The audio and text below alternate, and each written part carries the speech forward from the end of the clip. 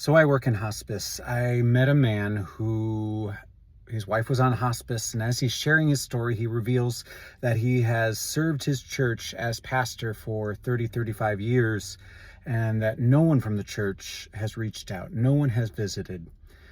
This hurt him to the extent that he tells me, as I'm getting to know the family and the story, that he no longer believes in God. I was brokenhearted when I heard this.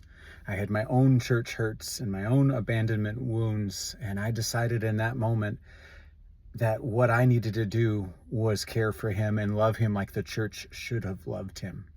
And so I stayed through her passing, and then he went on hospice, and I continued to love him through his own passing. And before he passed, he was praying with me again.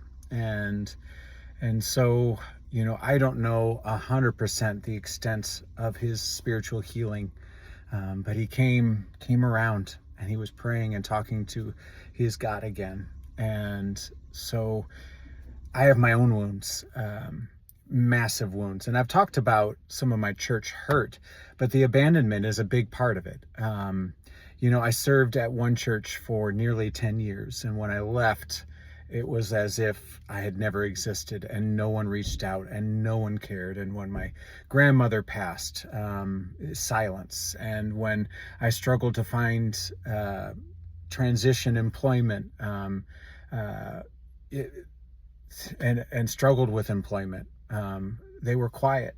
And when I had victories and joys, silence. But when some church member that's still going to the church changed their family photo, everyone reached out in droves to gush about the beauty of that family. And I was like, what good did my 10 years do? I guess I didn't matter. And that's the way it feels. I served at another church in children, youth, and worship ministries for 7 years. I leave, and silence.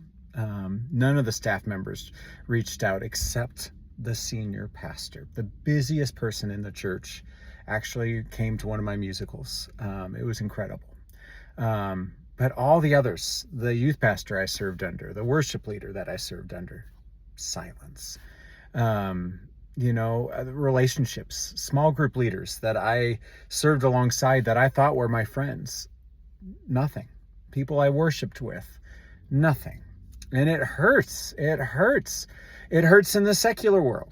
I served at a gym for 12 years. I was the welcome wagon. Everybody was Norm. I knew their names. I cared for them and their families for 12 years. I served in every area of the gym. And then one day something vile happens.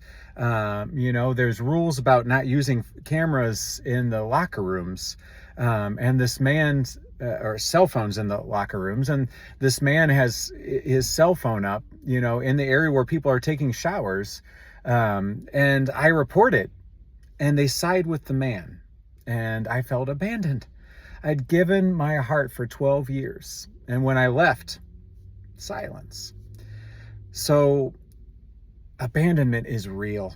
Now, there is a human element, this out of sight, out of mind. I get it. When you don't see the people, you don't always think about them. But when people are in your pathway, it's our responsibility to love. It's our responsibility to care. And I know there are people out there that feel very wounded right now. I also feel abandoned by those that have turned to Trump, and people that were heroes of my faith that have believed his lies and excuse his criminal, cruel, narcissistic, sexual offending, disgusting actions. It breaks my heart again and again. And so I feel abandoned by all of that. And so licking our wounds and finding help in times where we're hurting is difficult. Two-way street. I want to encourage you to find people that you do trust and immerse yourself in them intentionally. Invite them to coffee. Invite them to be there with you, to walk with you. Reach out. But also have your receptors on and look for people that are hurting and love them. Be there for them and show that you care.